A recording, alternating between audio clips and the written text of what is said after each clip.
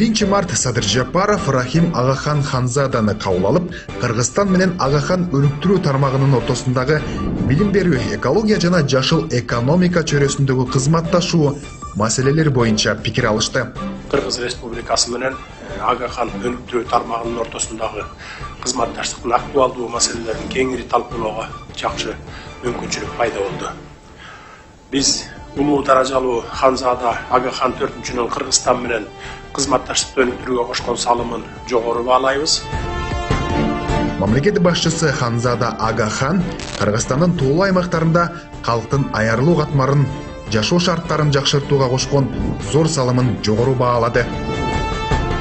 Кыргызстанда ишмердүүлүгүн баштагандан бери уюмуңуз билим берүү, саламаттыкты сактоо, микро каржылоо, чакан бизнести өнүктүрүү, инфраструктура, туризм жана банк тармагындагы көптөгөн долбоорлорду ишке ашырды. Бул долбоорлор жана программалар биздин өлкө үчүн өтө маанилүү жана актуалдуу. Өз кезегинде Рахим Агахан Ханзада Агахан өнүктүрүү уюмунун иши 2001-жылы Кыргызстанда башталгандан бери жетишилген, биргелешкен ийгиликтерге токтолуп, Садыр Жапаровго жылуу кабыл алгандыгы үчүн ыраазычылык билдирди. Сиз президент мырза айткандай, биз жакшы жетишкендиктерге, ийгиликтерге чогуу жетиштик. Мындан ары дагы тереңдетүүгө жана бекемдөөгө биздин кызматташууну жакшы деңгээлге чыгарууга даярдыгыбызды билдиребиз.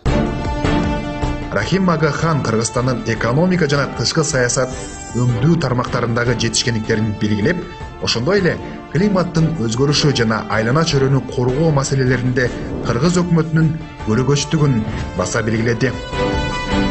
Бул негизи ошо каржылоо булактарын көбөйтүү, андан тышкары гидроэнергетикага бир топ басым жасаарын дагы айтты. Азыркы жакын арада биз туризм жаатында жана энергетика жаатындагы долбоорлорубузду фонддун өкүлдөрүнө өткөрүп беребиз. Андан кийин эки тараптуу сүйлөшүүлөрдү дагы мындан дагы тереңдетип, деталдуу сүйлөшүүлөр болот.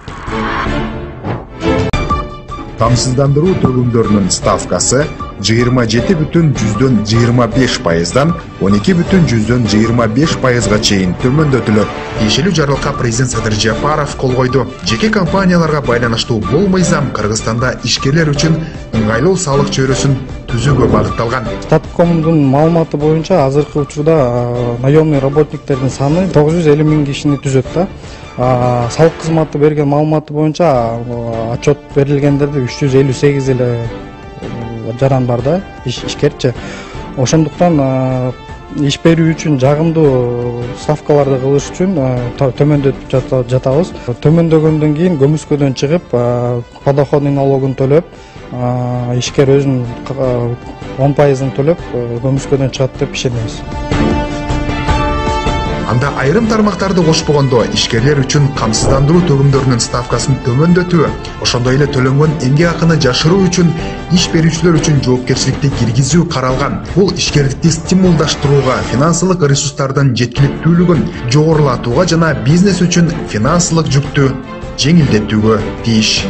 Указды эгерде ишке ашырса, мындай мүмкүнчүлүк түзөт да, ишкерлик официалдуу түрдө жумушчуларды алып, алгандан деле эмес, алардын маянасын да көбөйтсө болот.